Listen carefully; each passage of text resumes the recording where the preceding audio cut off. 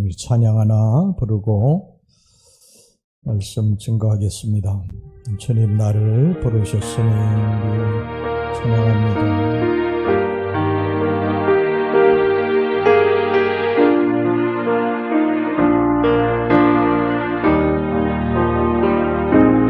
주님 나를 부르셨으니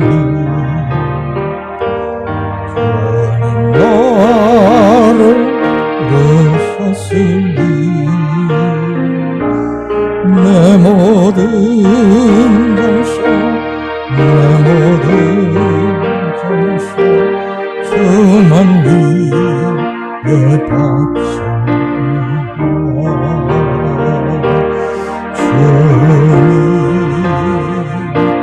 주님 나의 길에 들으사 영원토 주님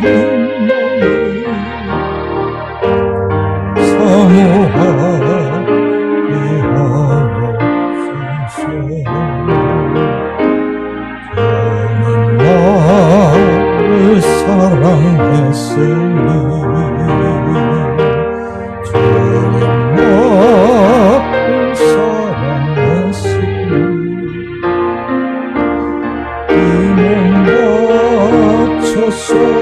이 몸 바쳐서 주만 따라가려니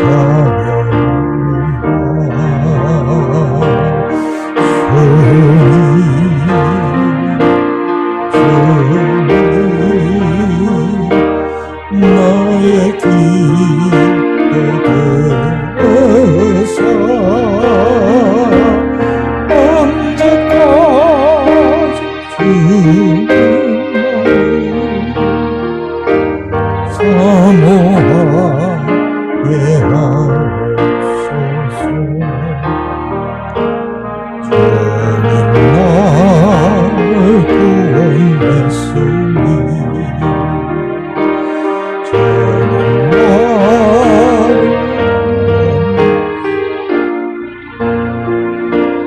소리 높여서 소리 높여서 주만 찬양하렵니다.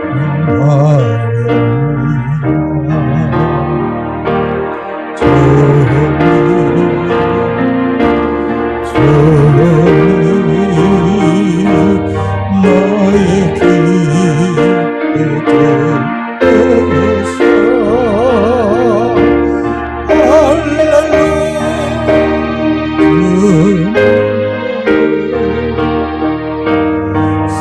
사모하게 하옵소서.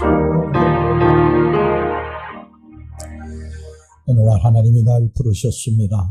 나보다 잘난 사람도 이 세상에 참 많고요, 나보다 선하게 살아온 사람도 많고 나보다 의로운 사람도 많고 똑똑한 사람도 많은데 나같이 부족하고 허물 많은 사람을 하나님이 부르셨습니다. 그래서 그게 감격입니다. 나보다 훌륭한 사람이 얼마든지 많은 이 세상에서 그런 사람 부르지 않고 나같이 부족하고 허물 많고 흠이 많은 사람을 불러주셨으니 그것이 감격이고 그래서 눈물이 납니다. 어느 날 주님이 베드로를 부르셨어요. 베드로는 여러분 잘 아시는 대로 잘난 구석이 없는 그러한 사람입니다. 그의 직업은 어부입니다. 당신의 직업이나 어부는 그리 좋은 직업이라고 할 수 없죠. 성격도 급하고 조변 섞게 하는 성격을 가졌습니다. 그런데 그런 베드로를 부르셨습니다. 주님의 제자로 부른 사람 중에 4명이 어부고요, 또 세리도 있었습니다. 예수님 당시의 세리는 정부에서 정한 세 외에 세금을 만들어서 백성들의 고요를 빠는 악한 사람이었습니다. 그런데 주님이 그런 세리를 부르셨어요. 또 제자 중에는 칼로 무장하고 다니던 젤롯 땅 시몬도 있었고 의심 많은 도마도 있었고 예수님을 은삼십에 파는 가룟 유다도 있었습니다. 세상적으로 볼 때 예수님의 제자들의 면면은 정말 보잘것없는 사람들입니다. 석가의 제자들은요, 다 당대의 최고의 지성인들이었습니다. 못 배운 사람은요, 정말 석가가 전한 메시지를 하나도 이해를 못했기 때문에 석가의 제자들은 그 당시에 최고의 학문을 갖춘 그런 사람들만이 제자가 됐습니다. 이왕 예수님께서 제자들을 부르시려면 석가의 제자들처럼 이렇게 훌륭하고 지식도 좀 뛰어나고 인격도 훌륭하고 그런 사람들을 불러야 되지 않겠어요? 그런데 왜 예수님께서 이런 부족한 사람들을 제자로 부르셨을까? 사도 바울은 예수를 핍박하던 사람 아닙니까? 스데반을 돌로 쳐 죽일 때 거기 증인으로 있었던 그런 사람이었고요. 예수 믿는 사람들을 잡아가지고 감옥에 가두는 일에 앞장서서 움직였던 그런 사람이었어요. 그런데 예수님께서 하필 그 바울을 제자로 부르셨어요. 도대체 무슨 일 때문에? 무슨 이유가 있느냐? 없습니다. 그저 단지 하나님의 은혜입니다. 저와 여러분들은 어떻습니까? 정말 세상에 내놓으라 하는 그런 사람들입니까? 우리들의 이름 석자만 되면 모든 사람이 다 알 수 있는 그런 사람들이에요. 훌륭합니까? 인격적으로 훌륭하게 살아왔습니까? 우리 정말 이 땅에 사는 동안에 사람들이 알아줄 만큼 박수칠 만큼 그렇게 선한 삶을 살아왔습니까? 우리 그렇지 못하지 않습니까? 그건 하나님이 다 아시고 나도 알지 않아요. 우리는 부족하고 흠이 많은 사람들이에요. 그런데 하나님이 나를 부르셨습니다. 왜 부르셨습니까? 왜 부르셨어요? 무슨 잘난 구석이 있어서 부르셨습니까? 없습니다. 아무 이유 없습니다. 그저 하나님의 은혜로 나 같은 죄인을, 부족하고 흠도 많은 나 같은 죄인을 부르셔서 하나님의 자녀로 삼으시고 천국 백성 삼아 주셨는 줄로 믿습니다. 그래서 이 은혜를 생각하면 눈물이 쏟아질 수밖에 없어요. 우리가 찬송가 310장 이제 불렀는데 하나님의 은혜로 이 쓸데없는 자 왜 구속하여 주는지 난 알 수 없도다. 이 찬송 부를 때 은혜 받으면요, 은혜 받고 이 찬송은요 절대 눈물 없이 부를 수 없습니다. 제가 부산에 오래전에 집회를 갔는데 그 집회 때 이 찬송 부르는데 한없이 웁니다. 한없이 웁니다. 그냥 예배 끝날 때까지 제가 알지 못하지요. 제가 집회를 나간 거니까. 권사님이 그렇게 웁니다. 그분은 은혜 받은 분입니다. 은혜 받은 분입니다. 은혜 받은 분. 이 찬송 부를 때 내가 정말 나 같은 죄인이 하나님의 은혜로 구원받았구나. 이것을 깨닫게 되면요, 눈물 없이 찬송 부를 수 없습니다. 여러분, 인생은요, 강물이 흘러가든 막 흘러갑니다. 인생은요, 순식간이에요. 잠깐입니다. 짧습니다.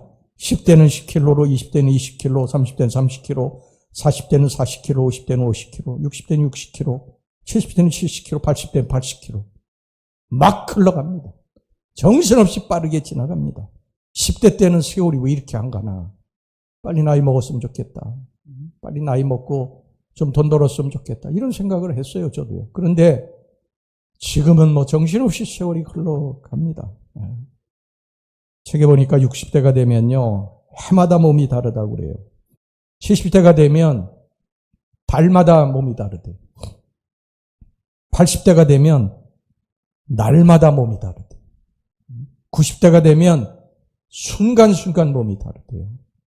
여러분, 매일의 삶 속에서 우리에게 죽음의 그림자가 다가옵니다.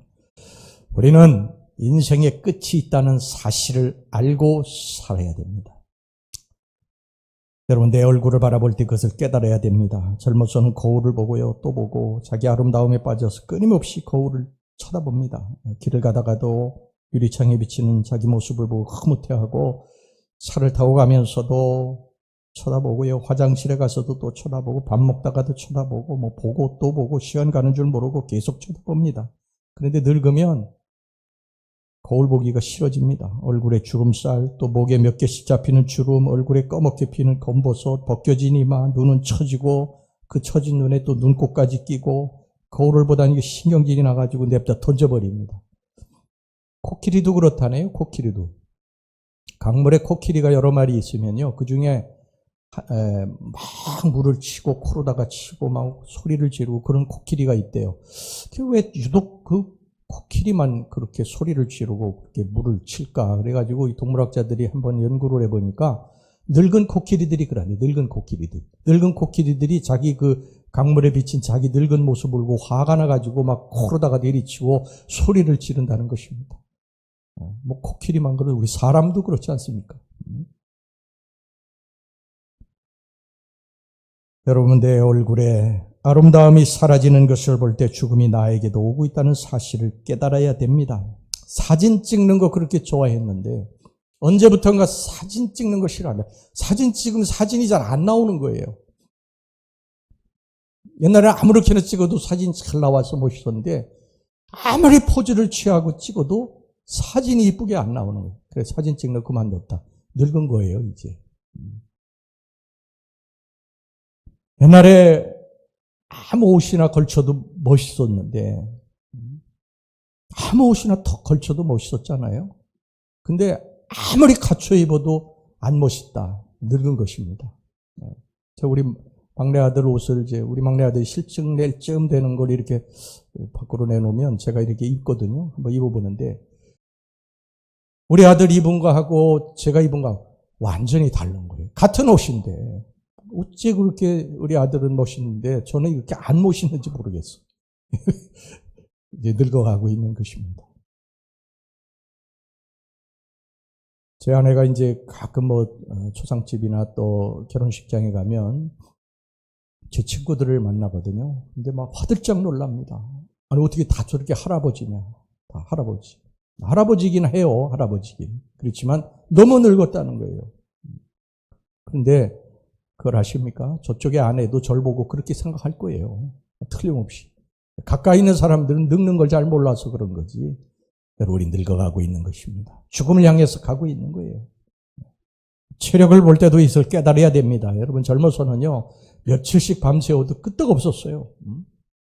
교회에서 며칠씩 저도 밤새운 적이 있거든요. 교회 일 준비하고 크리스마스 때 이렇게 하느라고 참 한숨 못 자고 준비하고 그런 때도 있었는데, 그래도 피곤한지 몰랐는데 이제 나이가 들으니까요, 하루는 고사하고 조금만 무리해도 다음날 몸살이 납니다. 마음은 젊어가지고 운동장에서 막 그냥 젊은이들하고 뛰면은 다 이길 수도 있을 것 같다 이런 생각이 드는데 실제로 가서 뛰어보면은요, 발 따로 배 따로 손 따로 따로따로 놉니다. 발이 호응해서 왔다 갔다 하고 안 됩니다. 오래전에 MBC 권투 신인왕정을 본 적이 있는데 거긴 나이 제한이 없었어요. 그러니까 권투를 좋아하고 체력에 자신 있다고 생각하는 사람 다 출전했어요. 50대, 60대도 출전을 했습니다. 근데 결론은 어떻게 됐냐? 다 KO패로다가 끝나고 말았어요. 어떤 50대, 60대는 들것에 실려나갔어요. 체력을 봐서도 우리는 죽음으로 점점 더 가까이 가고 있다는 사실을 알아야 됩니다. 또 내 기억력을 볼 때 깨달아야 됩니다. 전에는 그렇게 총명하다 소리를 들었는데 나이가 드니까 금방 들어도 뒤돌았으면 잊어버리는 거예요. 늘 기도하던 성도인데 갑자기 앞에선 생각이 안 나는 거예요. 그럴 땐 정말 황당합니다. 어떤 목사님이 세례를 주는데 늘 기도하던 그러한 그 성도인데 갑자기 세례 줄 때 이름이 생각이 안 나가지고 성을 바꿔버려가지고 이 세례받은 성도가 난 이제 천국에 못 들어간다. 그래가지고 실족해가지고 교회를 안 나오는 경우도 있다고 하는 소리를 제가 들었습니다. 여러분, 무엇을 어디다 두고도요, 기억이 나질 않아 찾지를 못하는 거예요. 뭘 어디에 뒀는지가 기억이 안 나는 거예요. 그러다 보니까 좋은 점도 있어요. 눈먼 돈이 나오기도 합니다. 이게 뒤적거리다 보면 이게 왜 여기 들어와 있지? 그러고서 또 눈먼 돈도 주머니에 넣기도 하죠. 주방에 뭘 가지러 갔는데 주방에 가서 멍하니 있습니다. 내가 주방에 뭘 가지러 왔지? 어제도 저 안방에 뭘 가지러 갔는데 안방에 가만히 있다가 도로 나와가지고 내가 안방 왜 들어갔지? 다시 들어가가지고 그렇구나 하고 또 집어나오고 나이가 들었다는 얘기입니다. 그리고 또 옛날에 한 얘기 또 하고 이게 나이 들은 거예요. 옛날에 한 얘기 또 하고. 근데 그래도 감사한 거는 만나는 사람이 나이가 들었으면 옛날에 한 얘기를 들은 걸 또 몰라. 그러니까 또 해도 웃어요. 괜찮아요. 그러니까 그것도 괜찮더라고. 여러분, 늙어가고 있는 거죠. 우리 육신적으로 생각하면 서글프지만 하나님이 내 인생의 끝이 있다고 하는 것을 계속해서 우리들에게 알려주시는 것입니다. 여러분 깨달아야 됩니다. 내가 죽음으로 가까이 가고 있다는 사실을 깨달아야 돼요. 여러분 인생이라고 하는 게 정말 빠르게 지나가지 않습니까? 제가 어떤 책에 보니까요 이런 글이 있었어요. 세상에서 가장 빠른 것이 세월인 것을 나이 들어서 깨달았다. 나이 들어서. 세상에서 제일 빠른 게 세월인 것을 나이 들어서 깨달았다. 나이가 들으니까 순식간에 그냥 세월이 가버리더라는 것이죠. 항상 젊을 줄 알았어요. 저도 그랬어요. 아마 여기 앉아 계신 분들 중에 젊으신 분들은 그런 걸 깨닫지 못하겠지만 나이 드신 분들은 아마 그렇게 생각하실 거예요. 어떻게 생각하시나요? 내 나이가 지금 이게 70이 넘었어? 80이야? 기가 막히다. 정말 기가 막히다. 다 그렇게 생각하실 겁니다. 우리 젊은이들, 여러분들 옆에 앉아 계신 우리 연세 드신 우리 노본사님들 옛날에 다 한 가닥씩 하던 얼굴이에요. 그거 아십니까?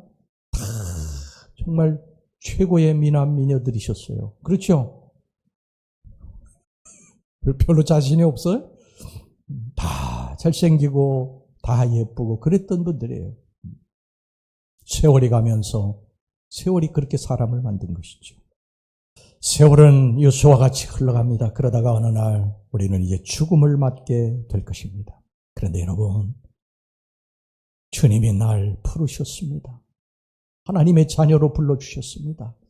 우리 예수님이 나를 부르셔서 나의 죄를 깨끗게 해주셨습니다. 십자가의 보혈로 나를 깨끗게 해주셨습니다. 나를 구원해 주셨습니다.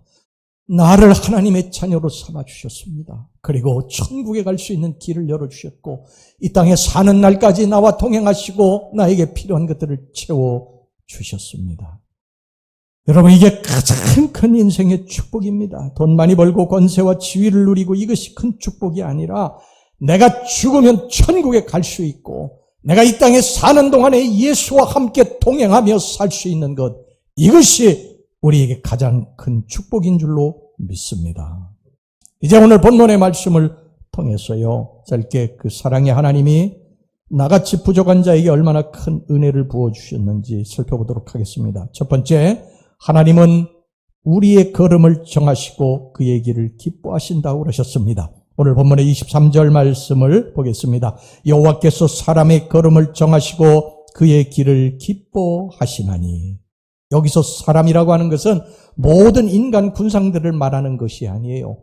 여기에 사람은 예수 그리스도를 영접하고 하나님의 자녀가 된 주의 백성들을 말하는 것입니다. 하나님께서 우리 주의 백성들의 걸음을 정하셨다는 것입니다. 걸음을 정하셨다고 하는 것은 길을 정하셨다는 거예요. 우리들이 인생에 태어나서 살아가는 모두 예수 그리스도를 영접하고 그 이후의 삶을 하나님이 정하셨다는 거예요. 계획을 가지고 이끌어 가신다는 것입니다. 여러분, 하나님이 아브라함의 길을 정하시지 않으셨습니까? 어느 날 갈대우르에 있던 아브라함을 하나님께서 아브라함아 하고 부르셨어요. 내가 네게 지시할 땅으로 가라. 아브라함이 순종할 때 하나님이 아브라함을 가나안 땅으로 인도하셔서 믿음의 조상이 되게 하셨고 그의 후손들을 축복하셨어요. 하나님께서 어느 날 요셉을 애굽의 노예로 팔려가게 하셨습니다. 그리고 감옥에 들어가게 하셨어요. 그리고 이후에 하나님께서 요셉을 애굽의 총리로 세우셨습니다. 이게 하나님의 정하신 길입니다. 모세 애굽의 궁정에 40년 동안 살고 미디안 광야로 쫓겨가서 40년 산 이후에 하나님께서 어느 날 그를 부르셨어요. 이게 하나님의 계획 정하신 길이기 때문에 그런 것입니다. 그리고 이스라엘 백성들을 애굽에서 이끌어내신 것입니다. 다윗의 삶도 하나님이 정하셨어요. 선한 목동으로 그냥 살았는데 하나님이 어느 날 그를 부르셔서 이스라엘 왕으로 세우셨습니다. 여러분, 하나님이 바울의 삶도 정하셨어요. 예수 믿는 사람 핍박하고 돌아다니던 바울을 하나님께서 어느 날 부르셔서 이방인의 사도로 부르셔서 그를 사용하신 것을 여러분 믿으시기 바랍니다. 우리의 삶 하나님이 부르신 거예요. 우리가 짧게 인생을 살펴볼 때는 그냥 우연이지, 뭐 어떻게 하다 보니까 이렇게 됐지, 이렇게 생각할 수 있지만 우리들의 긴 인생을 뒤돌아보면 하나님의 은혜 아닌 것이 하나도 없습니다. 하나님이 철저하게 계획하시고 하나님이 사람도 만나게 하시고 길을 예비하셔서 우리들의 걸음을 정하셨다. 우리들의 인생을 정하셨다고 하는 것을 알 수가 있습니다. 세월이 지나면 다 알게 돼요. 여러분들 우리 지난 날들 뒤돌아보면 그때 그러셔서 하나님이 그러셨구나. 이거 다 알 수 있지 않습니까? 여러분 영어에 세렌디피티라고 하는 말 아십니까? 세렌디피티 영화도 있었죠. 존 쿠삭하고 베킨세일이라는 아주 유명한 배우가 있어요. 저희 영화를 한 2번 정도 봤거든요. 이 세렌디피티. 정말 재미있는 영화인데 여러분 이 세렌디피티라고 하는 말이 무슨 뜻이냐면요. 뜻밖의 발견 또 의도적으로 의도하지 않았는데 우연히 발견한 것 그런 뜻입니다. 전혀 연결고리가 없는 것 같은 것들이 우연찮게 서로 연결이 되면서 좋은 결과를 가져오는 것을 바로 이 세렌디피티라고 그래요.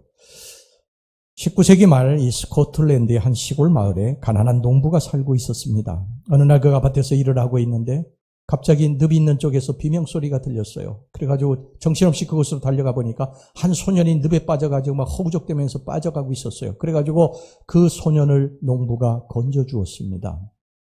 그 다음날 한 귀족이 마차를 타고 그 농부의 집에 도착을 했어요. 그리고 농부를 만나서 어제 늪에서 당신이 구해준 그 소년이 제 아들입니다. 제가 당신에게 무슨 사례를 좀 하고 싶은데 어떤 사례를 하면 좋을까요? 농부가 사양을 했어요. 이거 당연히 해야 할 일을 한 것입니다. 아닙니다. 제가 사례받을 일을 한 게 아닙니다. 당연히 구해야죠. 아닙니다. 당신에게 무엇인가 해주고 싶습니다. 아닙니다. 괜찮습니다. 자꾸 사양을 하니까 이 귀족이 이렇게 쳐다보니까 그 헛간에서 놀고 있는 한 소년, 자기 아들 나이 정도 되는 소년이 있는 것을 발견하게 됩니다. 그래서 그 귀족이 농부에게 이렇게 말을 해요.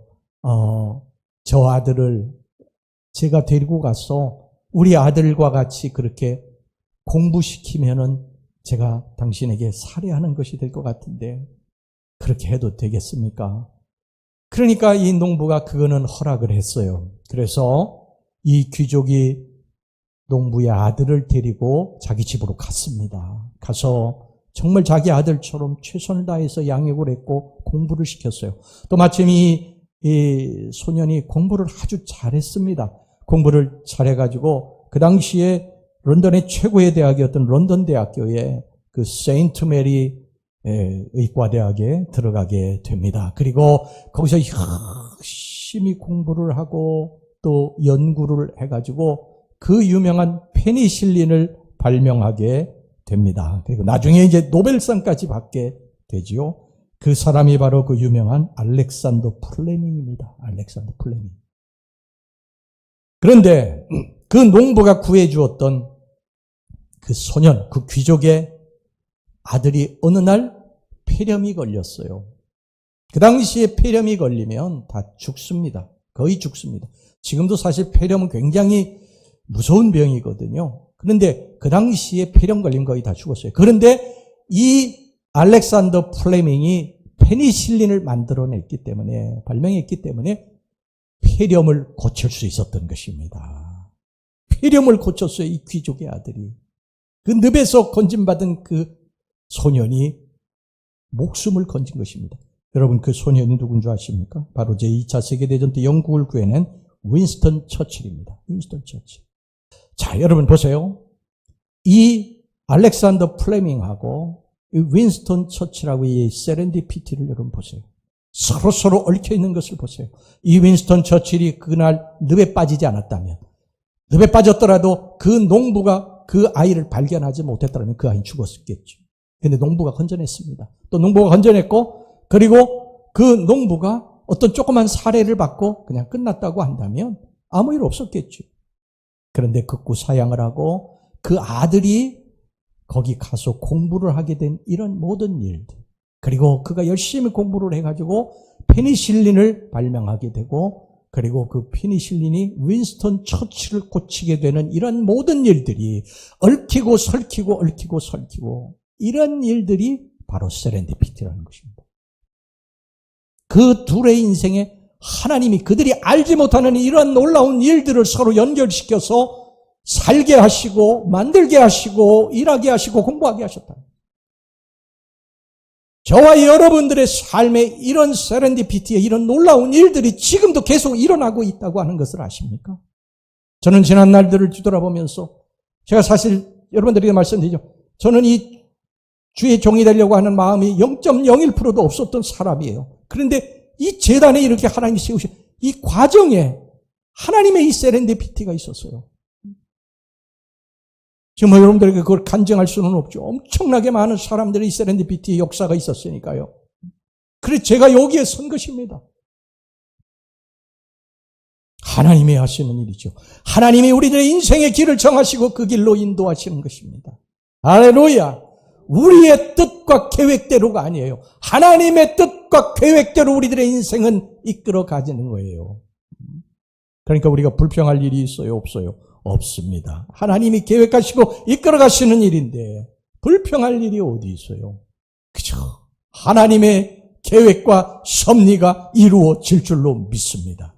여러분, 요셉이 노예로 팔려갔다고 여러분 불평하고 원망했다면 애굽의 총리가 어떻게 되겠어요?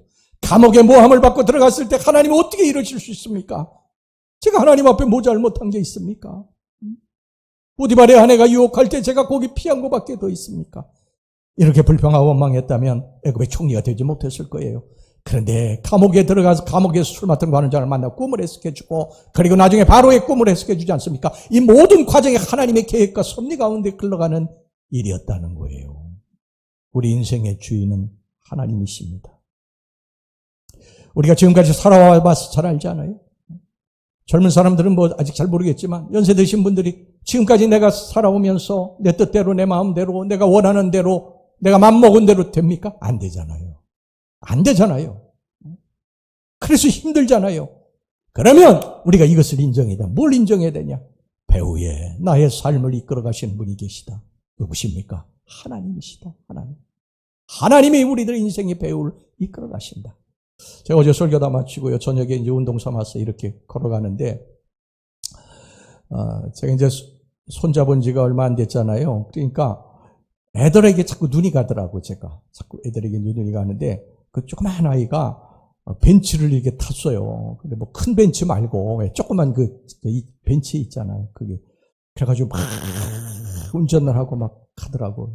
근데 뒤에서 보니까 벤츠에 이렇게 큰 막대가 이렇게 달려가지고 벤츠를 누가 끌고 가느냐. 아빠가 끌고 가더라, 아빠가. 그걸 보고서 제가 퍼뜩 오늘 설교하고 연관이 돼요. 설교 다 만들어 놨을 때인데 그래도 빨리 메모를 해가지고 집에 와가지고 잊어버릴까봐 해가지고 오늘 제가 설교하는 것입니다. 자기가 운전하는 줄 알지만 그 배후에 아빠가 끌고 가는 그 벤츠를 끌고 가는 거죠. 우리 인생에 하나님이 우리들의 인생의 주인이시다. 내가 사는 것이 아닙니다. 하나님 필요하죠. 사람을 만나게 하시고 하나님이 필요하시면 길도 예비하셔서 인도하시고 여러분 이게 하나님이 하시는 일인 줄 믿으시고 지금까지 아브라함도 그랬고 요셉도 그랬고 모세도 그랬고 다윗도 그랬고 바울도 그랬어요. 그러니까 우리도 그렇게 하나님이 이끌어 가실 것입니다. 여러분 아무 염려하지 마시고 주님만 붙들고 살아가실 주의 이름으로 축원합니다. 그 다음에 두 번째 여러분 하나님이 우리를 붙들어 주신다고 그러셨어요. 아까도 말씀드렸지만 하나님이 정하신 길로 간다고 해서 탄탄대로 형통한 길로만 가는 게 아니에요. 길이 너무 험해가지고 넘어지기도 하고 자빠지기도 하고 주저앉기도 합니다. 탄식을 합니다. 그런데 아주 엎드러지지 않는다. 성경이 그렇게 말씀하고 있어요. 하나님이 붙들어 주시기 때문에 당신의 백성들이 때로는 넘어지고 자빠지고 힘들고 어려운 일을 겪지만 아주 엎드러지지 않는다. 오늘 본문의 24절이 그걸 말씀하고 있습니다. 그는 넘어지나 아주 엎드러지지 아니함은 여호와께서 그의 손으로 붙드심이로다. 어린아이가 막 비틀거리면서 막 걸음마를 배웁니다. 넘어질 듯 비틀거립니다. 그런데 앞에 이렇게 보니까 거기 뭐 날카로운 그런 병조각이 있고 돌멩이 뾰족한 게 있고 그렇습니다. 여러분 그러면 어떻게 합니까? 부모가 와가지고 넘어지려고 할 때 얼른 잡아주는 거예요. 하나님 우리를 그렇게 사랑하십니다. 여러분 우리가 때로 인생을 살다가 비틀거리고 넘어지고 자빠지려고 할 때 우리가 감당할 수 없는 일들이 벌어지게 되면 하나님이 우리들을 붙잡아 주신다. 여러분 이것을 믿으시기를 주의 이름으로 축원합니다. 여러분, 우리들이 인생을 살 때 만나는 실패는요, 실패가 아닙니다. 그것은 더 나은 내일을 향해 나아가는 과정입니다. 목사님, 제 인생은 실패한 인생입니다. 그렇게 말씀하시는 분은 계시는데 절대 실패한 인생이 아니에요. 하나님이 붙잡고 계시는 한 여러분들 다시 일어서게 될 줄로 믿습니다. 아까도 말씀드렸습니다만 요셉의 노예 생활, 감옥 생활 분명히 넘어지고 자빠지는 시간이었어요. 근데 하나님이 붙들어 주시니까 결국은 애굽의 총리가 되지 않습니까? 여러분, 지금 우리가 요셉과 같이 이렇게 고난의 터널을 지나고 있을지 모르지만 하나님이 반드시 세울 날을 기대하시고 소망하시고 믿음으로 승리하시길 주의 이름으로 축원합니다. 마지막으로 세 번째, 하나님이 우리와 우리의 후손들에게 복을 주신다고 하셨어요. 이게 하나의 약속입니다. 자, 오늘 본문의 25절 26절 말씀 보세요. 내가 어려서부터 늙기까지 의인이 버림을 당하거나 그의 자손이 글식함을 보지 못하였도다. 그는 종일토록 은혜를 베풀고 구워주니 그의 자손이 복을 받는도다. 오늘 본문의 시편 37편은 다윗이 나이가 들어서 늙어서 쓴 시예요. 근데 다윗이 여기 고백하는 게 뭐냐면 내가 젊어서부터 늙기까지 쭉 이렇게 보니까 당신의 하나님의 백성들이 이 땅에서 어려움을 당하긴 하지만 걸식함, 매일 손 내밀고 그렇게 거지처럼 살지는 않더라는 거예요. 하나님이 그들을 세우시더라는 것입니다. 이게 다윗이 늙어서 고백한 것입니다. 제가 목회하면서 많은 성도들을 만났는데 성도들이 고백하는 것들이 있어요. 내가 그 동네 가장 가난하고 우리 가정이 정말 밥도 못 먹고 그랬던 가정인데 하나님이 세월이 지난 후에 가장 축복된 그러한 가정으로 세우셨습니다. 여러분, 가정에 우리들이 이러한 그 간증 외에도요, 우리 1885년에 아펜젤라 선교사 부부, 그리고 언더우드가 이 땅에 왔을 때 정말 가난하고 비천한 사람들만이 있었던 이 조선 땅에, 그것도 예수 믿는 사람들이 그 당시에 가장 천한 상놈, 백정, 이런 사람들만 예수 믿었거든요. 그런데 그 예수 믿은 사람들이 세월이 지난 후에 하나님이 세우시고 그의 후손들을 세우시고 하나님이 축복하신 것을 여러분 믿으시기를 바랍니다. 하나님이 약속하셨어요. 하나님이 약속하셨습니다. 하나님 잘 믿는 백성들을 축복하시고 그의 후손들을 축복하실 것을 약속하셨어요. 신명기서 12장 28절 보세요. 내가 내게 명령하는 이 모든 말을 너는 듣고 지키라. 네 하나님 여호와의 목전에 선과 의를 행하면 너와 내 후손에게 영구히 복이 있으리라. 시편 112편 112편 1절 2절 할렐루야. 여호와를 경외하며 그의 계명을 크게 즐거워하는 자는 복이 있도다. 그의 후손이 땅에서 강성하며 정직한 자들의 후손에게 복이 있으리로다. 하나님은 아브라함을 부르셔서 두 가지 약속하셨어요. 첫 번째 약속은 뭐냐면 내가 내게 복을 줄 것이다. 그 다음에 두 번째 약속은 뭔지 아십니까? 너의 후손들을 내가 저 하늘의 별과 같이 바닷가의 모래와 같이 창대하게 할 것이다. 두 가지 약속하셨어요. 여러분, 창세기 22장 17절 말씀입니다. 내가 내게 큰 복을 주고, 아브라함에게 그렇게 말씀하시지 않습니까? 내가 내게 큰 복을 주고, 그 다음에 여러분, 내 씨가 크게 번성하여 하늘의 별과 같고 바닷가의 모래와 같게 하리니 내 씨가 그 대적의 성문을 차지하리라. 하나님은 그 약속대로 아브라함을 축복하셨어요. 아브라함을 믿음의 조상이 되게 하셨고 거부가 되게 하셨어요. 그리고 그의 아들 이삭, 야곱, 요셉, 모세 계속 축복하셨어요. 다윗, 예수 그리스도 하나님이 축복하셨습니다. 이 약속은 지금도 유효합니다. 우리가 예수 그리스도를 잘 믿고 믿음으로 살면 지금은 우리가 힘들고 어려워도 반드시 잘 될 것입니다. 그리고 여러분들의 후손들이 하나님의 축복을 받고 살게 될 줄로 믿습니다. 이 좋으신 하나님을 찬양하고 경배합니다. 이 좋으신 하나님을 날마다 찬양하고 경배합니다. 이 하나님 붙들고 여러분이 하나님의 약속의 말씀을 우리가 굳게 붙들고 제발 이 약속 안에서 믿음 안에서 살아갈 수 있기를 주의 이름으로 축원합니다.